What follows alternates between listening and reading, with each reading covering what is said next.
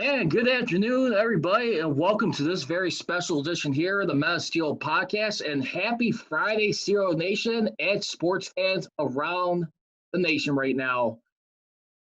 Good afternoon, everybody, and I hope everyone's having a great start to their Friday and getting ready for the weekend right now. As you can see on my left of my screen right now, very special guest having on here. Been great to keep in touch with recently and be able to get this hooked up. Thanks to our special crew there at ESPN.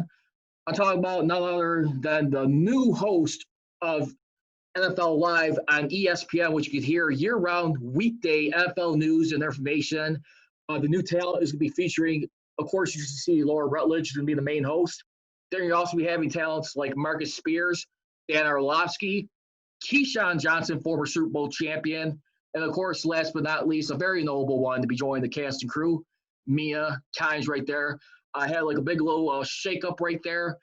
And she was also as part of one of the hosts of SEC Network on SEC Nation. Laura Rutledge, you can follow her on Twitter at Laura Rutledge. And on Instagram, it is at Laura M. Rutledge right now. We got a lot to get into this past month. You've been seeing the outcries recently. Ever since George Floyd, a lot of things been a lot of tempers and emotions right now, more so than ever. And ever since then, you're seeing a lot more march, Black Lives Matter, minorities, race. Even saw like even a couple months ago before this too, the Rooneys right there. God rest his soul, Dan Rooney, the son of the late Chief Art Rooney. His grandson, Art Rooney II, who's the current president and chairman of the Steelers right now, tried to put something in there, the Rooney Rule, to give more candidates for blacks, minorities, and also, too, I like this part in here, women, which could probably be in coaching level or in the front office opportunities. You already got the Black National Anthem. Here, Laura's thought is she thinks that is enough. Can the NFL do something a little bit more? I think so. We'll get into that in just a moment here. Once again, you can follow me on my Twitter at Praj Richie on Deck CSR for Twitter and Instagram. For the Men of Steel podcast, it is at Men of Steel CGR on Twitter and at Men of Steel Nation on Instagram. Laura, it's a pleasure having you on. Like I said, congratulations once again on the new role. Certainly so. It's been an honor watching you on your shows where it's with Get Up, filling in for First Take right there, taming Stephen A. Smith and Max Kelvin, or just being in there with the crew right there. It's an awesome role. Definitely becoming one of the brighter personalities these days. How you doing today? I'm great, and thank you so much for having me. And I tell you what an intro. Good job by you. You had to get through a lot there. It was great. I'll be honest with you. I mean, aside from this one, like my other favorite guest I had on here a year ago, I actually had the Steelers play-by-play announcer Billy Hillgrove on here like last May. So this is right up there, I must say. But I gotta definitely begin right now. Let's start off real quickly. Speaking of Black Lives Matter, Steelers are one team that's been kind of flying under the radar as of late. And of course, I followed the news of the weekend last Friday. The Washington Redskins out in D.C. You just saw right there. And here's the thing. I don't know about if you want to agree or disagree with this. I know it's about a lot of like concerns for like Native Americans. When you look at like how much of a derogatory term that was, I felt like if that name would have been changed, that would have been done 5-6 years ago when this Black Lives Matter started, because obviously there was a lot of things that needed to be addressed. I felt the tipping point was the Nike deal. Don't get me wrong. I thought FedEx Field, where they host like their home games right now, I mean, was like a part of it, putting pressure on them. But just to be losing like products from selling merchandise with the jerseys right there. And I'll be honest with you, I mean, I think guys like Joe Theismann, John Riggins, I mean, Joe Gibbs, I mean, either way, at the end of the day, you still associate him as part of the Redskins. So I want to hear your thought. What do you think was the ultimate X factor on this? Do you think it was momentum for the George Floyd that pushed it, or do you really think it was like the loss in money, the financial hit after hit continue to be? What was your perspective on that? Yeah, I think it's probably a combination of all the things that you talked about there. And look, I mean, when you're talking about the world that we live in, it's no longer acceptable to just say, well, we're going to keep the name and we're just going to push that on down. And that's just not going to work anymore. And I think that's what Dan Snyder is. That's always been his position. Nope, we're going to keep the name. He's had his reasons and everyone knows those. But that's just no longer acceptable. And I think what we're going to see is so much change happen as a result of people just saying, nope, we're good. And we're going to have to make these changes. And so, certainly it's a really big time statement to see some of these merchandisers pull out from, being associated with the Redskins or being associated with anybody who just refuses to make the change that's being asked to be made. But the main thing here, and I think this all goes back to, and one of the most powerful things that I've seen, as a result of the horrible tragedy of George Floyd's death, and so many seen, the NFL players, the Black players and African American players who came together to do their video message that then was responded to by the NFL and Roger Goodell, and you actually heard the NFL say Black Lives Matter, really for the first time, right? When you look at the league, it's 70% Black.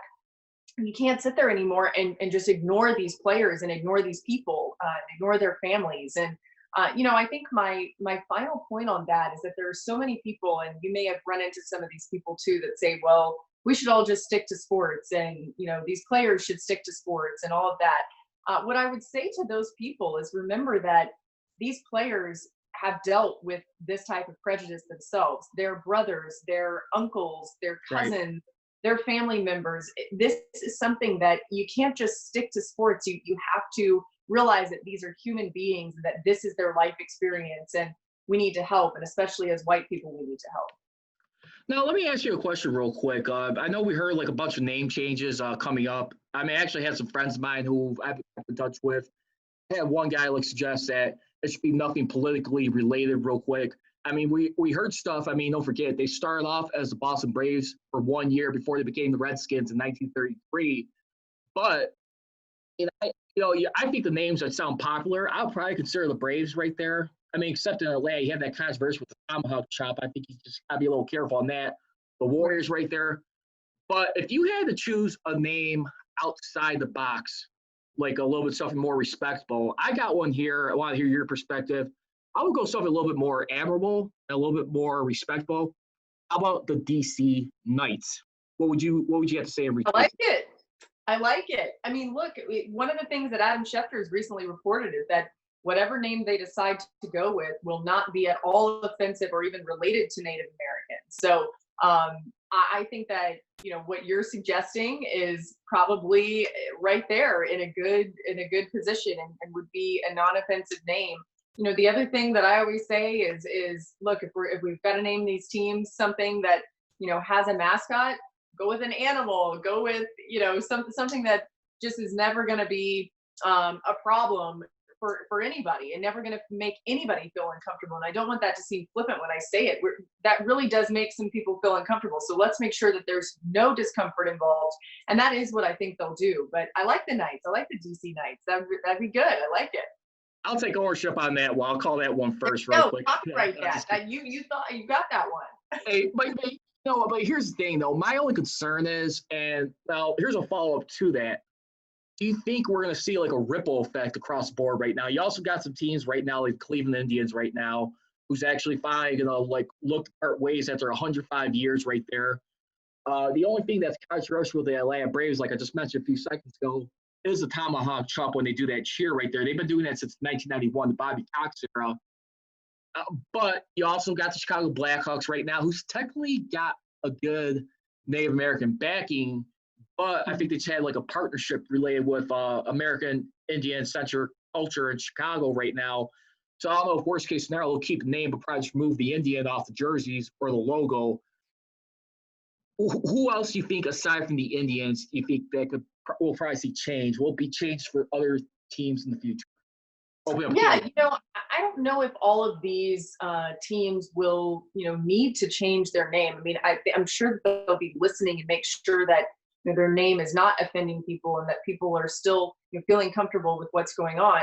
Look, I wouldn't be that surprised if we saw maybe that tomahawk chop cheer. That, look, I grew up in Atlanta, so I went to many Braves games, and that's a big part of what they do. But that may be gone. Who knows? You wonder about Florida State, and you wonder about some of these even college universities where you see that happening. So I don't, right now, I would say, especially these teams and these organizations, you mentioned the Blackhawks, they're a good example of a team that, by my knowledge, has done a great job of having a partnership with Native Americans and making sure that American Indians are comfortable with exactly what they're doing. And that's just what I think is most important here. I mean, it's education across the board. It's finding out, things that you might not have known were offending people, and finding ways to be empathetic through all of that and to be understanding. And that's where I think you may see more change. But right now, what I would say is the Cleveland Indians are probably the only other one that I would pick out. But look, it's not my decision to make because I can't sit here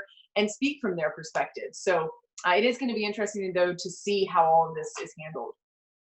Once again, we're being joined by newly acquired host on NFL Live, and of course also with the SC Network, Laura Rutledge of ESPN. And real quickly, let's get into something more, staying on the Black Lives Matter right now.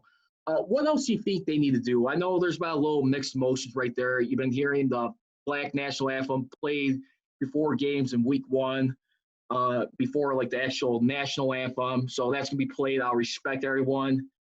What else do you think the league needs to do on the ball aside from that? Are there any out-of-the-box suggestions they could be doing? Because they've been one of the most controversial leagues the last few years, especially with the Kaepernick situation.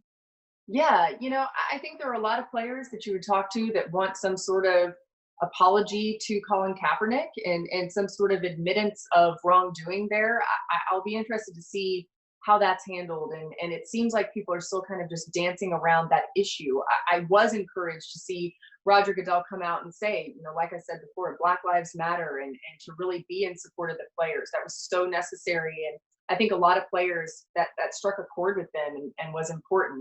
I even spoke with the mother of a player that is now in the NFL that I covered in college. And she said, I wasn't ever sure that I would see something like that happen, in my lifetime. And I thought, that's incredible and so sad, but also positive at the same time, right? That we are seeing change that some Black and African American people never thought that they would see. And so I think that's important. But, I don't know. I really think a lot of it revolves around Colin Kaepernick and people continuing to be hurt by what happened to him. And that's where you wonder if we're going to see somebody in the NFL and maybe it's Roger Goodell, maybe it's somebody else, admit wrongdoing or try to do something to make it right. Although that sounds so trivial in comparison to what's happened and all of that. So I don't know. The other thing too, I think is they're going to need to be very proactive about how they're handling this. They can't just say, well, we were just following along with the movement for a short period of time and now we've sort of gone back to normal. This is the new normal, and they need to be in continuing constant support of their Black players, finding every single thing that they can do to put their money, their time, their efforts toward making sure that Black Lives Matter and making the change that their Black players are advising them to make. And look, you mentioned the Rooney Rule, off the top, and I do think that that sort of got glossed over with everything else that happened, but that is important. How can we get more diverse coaches in the league? And that needs to be a huge, huge, huge priority. And I think it will be, but those opportunities need to keep coming their way, and we need to keep finding ways to promote diversity in the coaching ranks too. Not only that, too, and I will say this, just one last thing with regards to Kaepernick. I mean, as much as I want to see him get back in the league, but he's also got to be careful and realize, up to like what he's did this past November, you had an opportunity for scouts and people to come out and see it one Saturday. And no offense, I did not advise you to like all of a sudden at the last minute, because you had a little hesitation with signing a stipulation, a risk factor. You decided to move your practice at the last minute. I mean, no offense. I mean, I think you'll get some momentum, but at the same time, also realize too in life, sometimes the images that we put out there could stand with people for a while. But I would say this, what they should do too. I mean, you already got breast cancer awareness for October. You got Veterans Month for November. Why not do something around the Christmas holiday, December? Dedicate something to Black Lives Matter, where you do special plays in football, like with the NFL, for example. What I mean by anytime you get a defensive takeaway, return for a touchdown, pick six or fumble return for a touchdown, or a special team return for a touchdown, dedicate $1 million to Black Lives Matter. 2-point conversion, you could probably do like $500,000 up to $1 million right there. you could dedicate at least 1 month, and they could probably wear something on their jerseys. Maybe it's like a little ribbon or like an emblem right there. I mean, because I would think like around Christmas time would be like around where you want to see people really charitable and like lift everybody's spirit up. Yeah, no, and I think, I mean, overall, it needs to be even more than just a month, right? It needs to be just kind of a constant thread that is part of every single day and every single game in the NFL. It seems like they're committed to that, and so I think it's going to be just holding them accountable to continuing to stay committed to it. Also, moving on too, we got Patrick Mahomes, who's actually got one of the richest deals right now, locked up for the 2031 season. I know he put a poll up there. My only concern is with the knee injury right there. Uh, Real quickly, and what does this do for like guys like Dak Prescott, Lamar Jackson, especially right now, who a lot of people seem to be painting as like probably like his next challenger, just waiting for it to be appropriate time, like in the playoffs, like something meaningful, like going to the Super Bowl or just somewhere in the playoffs. How much leverage does either of those two got, or is Dak Prescott running out of opportunities right now, especially when he's dealing with a guy like Jerry Jones for a payday in the quarterback market value? Yeah, I think we all knew that whenever Patrick Mahomes would sign his deal, he would be in his own category. And that's what we're seeing here. So while it may help Dak a little bit in just knowing, okay, so that has now been set as the top of the top that Dak can't reach. He's not at the level of Patrick Mahomes, but he knows he can come a little bit under that. And that's where you kind of look at the numbers and the guaranteed money for Patrick Mahomes and you say, your Dak Prescott, maybe you can get to a 37 million a year. Maybe you can get, somewhere in that range. It's not quite Patrick Mahomes, but it's that next step underneath. And I think for Dak Prescott, it's just it's really interesting how they've handled all this because so much of it has been back and forth of, oh, well, it's Dak's people and it's them not wanting to, agree to whatever the Cowboys have offered, which they feel like is a really good offer. I think we all know that if Jerry Jones wanted to pay Dak Prescott, he could have already done it. He wanted to pay Zeke Elliott. He got that done. Exactly. He didn't have to pay Zeke, right? And he did it anyway. And so the way that that's been handled, if I'm Dak Prescott, who, look, I was a 4th-round draft pick and I've majorly outperformed the money that I was given, okay, that's fine. Dak is not some guy that's expected to be paid, at this super high level when he's coming into the league as a 4th-round draft pick. He needed to prove himself, but now he has from a lot of different metrics. The other thing too about Dak is when you're looking at these other contracts, for guys like Carson Wentz and you look around the league and there's so many that I think would fall in the category of saying, well, wait a second, that guy is comparable and maybe Dak's a little better depending on which numbers you care about. But what I really continue to find so fascinating is that it just seems like the Cowboys can't look at him and say, this is our guy. This is our franchise quarterback who we want to build around for years to come. We want to sign to a 10-year deal. I just feel like if they felt that way, they would have already done it and they would have found a way to come to some sort of agreement. So it's going to be fascinating to see, around July 16th, which is next week, what happens with all of this and how they get to these deadlines and what Dak decides to do, because it really is going to be really interesting. And then you mentioned Lamar. I think Lamar is also in his own category. I'm going to be interested to see how they handle that. But I imagine that, he's a guy that they can sort of say, let's see how you do this year. Let's see how you continue to evolve. He's going to continue to be the future of the NFL. So he will be eventually paid accordingly.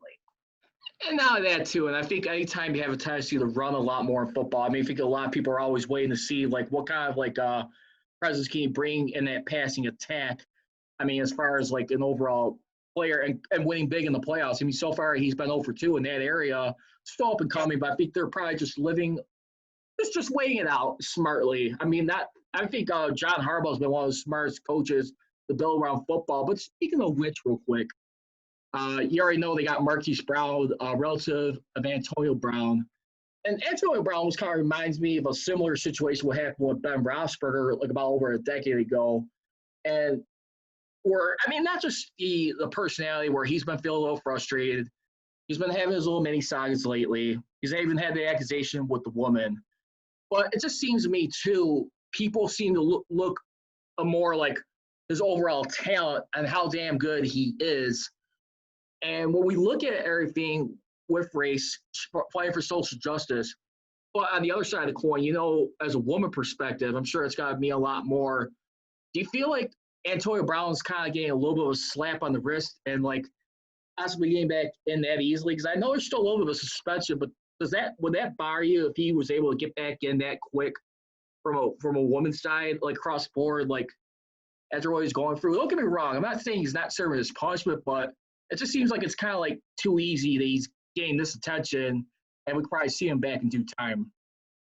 Yeah, I mean, look, when you're that talented, I think sometimes you live in a world that the rest of us don't live in when it comes to, how you would be punished or how you would be treated for certain things. The Antonio Brown situation to me feels different in a lot of ways, mainly because it really does not seem like he is okay from a mental health standpoint. And that's where I just always want to step back and reserve judgment a little bit, not excusing him at all, but it seems like he needs help or did need help.